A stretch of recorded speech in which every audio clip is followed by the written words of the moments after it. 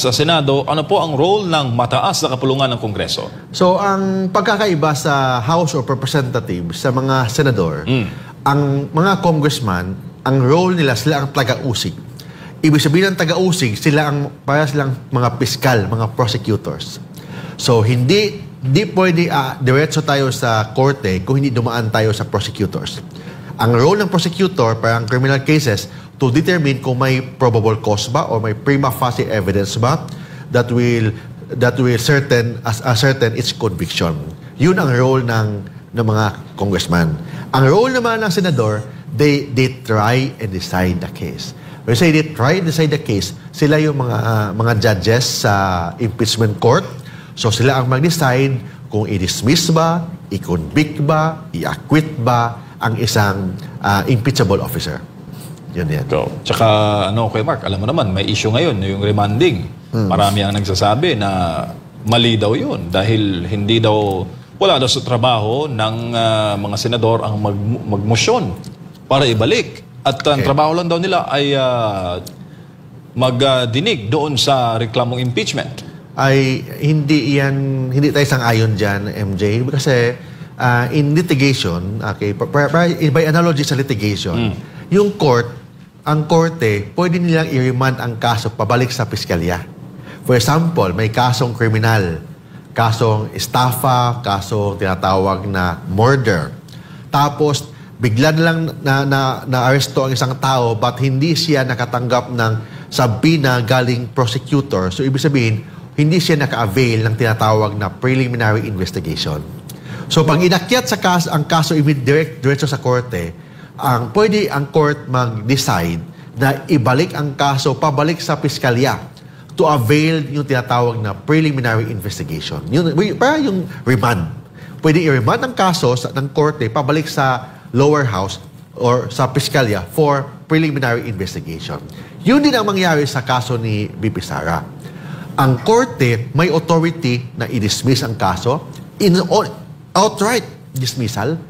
So, kung ipa-dismiss ng kaso, depende sa mga desisyon ng mga senador, outright dismissal is part of the power ng mga senador. Pero, kung kasama yung outright dismissal, kasama din doon ang pag-remand ng complaint for impeachment, ibalik sa lower house para kung may mga pagkukulang, mga constitutional issues doon, isettle ng lower house. That is part of the power ng isang senador or isang Senate as an impeachment court. And an impeachment court, they have the power to try. They have the power, try meaning trial, decide the case. Kasama na doon ang to dismiss the case, to acquit the impeachable officer, or to remand the case back to the lower house para kung may problemang yung tinatawag na constitutional procedure hindi na comply, i-correct ng lower house. So, ibig sabihin, yung ginagawa ng mga senador, binigyan lang nila ng opportunity ang lower house na ayusin ang mga constitutional problem or issues sa articles of impeachment laban kay BP Sara. Oo, nabanggit ko yun, Kermar, kasi sinabi ni former Senate President Tito Soto III na yung senator judge daw cannot file a motion on himself. The defense or prosecution counsels lang daw yung pwede. At yung senator judges can only ask questions for clarifications. Yung ask question for clarification, tama naman yan, the senator judge can ask question for clarification. But the senator judge can decide, but hindi lang siya pwede mag-decide. It should be collegial decision. Sila dapat ang mag-decide kung i-dismiss ba nila or i-remand ba nila ang kaso. So in this case, decision power yan ng mga senador or ng korte ng impeachment court na i-dismiss ang kaso or i-remand ang kaso balik doon sa lower house. But hindi naman ibig sabihin na na-dismiss ang kaso. Hindi na-dismiss ang kaso, MJ. So, ang ginawa lang, the impeachment court may jurisdiction pa sila ngayon kasi hindi pa naman na-dismiss ang kaso. Binalik lang nila ang kaso papunta sa lower house para kung may dapat baguhin na doon. Kung may dapat ayusin nila yung mga kulang na mga pagkakamali nila, yung mga pagkakamali sa articles of impeachment para mabago ang articles of impeachment.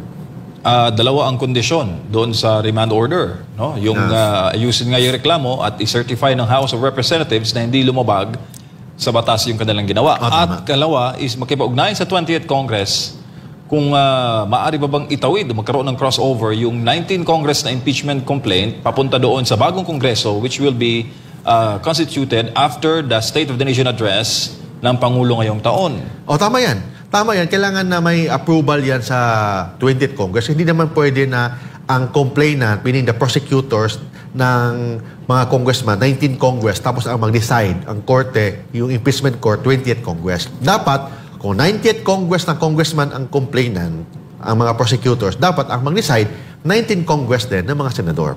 In this case, hanggang June 30 lang sila, so wala nang oras. So kailangan may approval pa ng 20th Congress, may favorable endorsement ng 20th Congress ng mga congressman bago ang 20th Congress ng mga senador may jurisdiction sa impeachment trial. May tanong si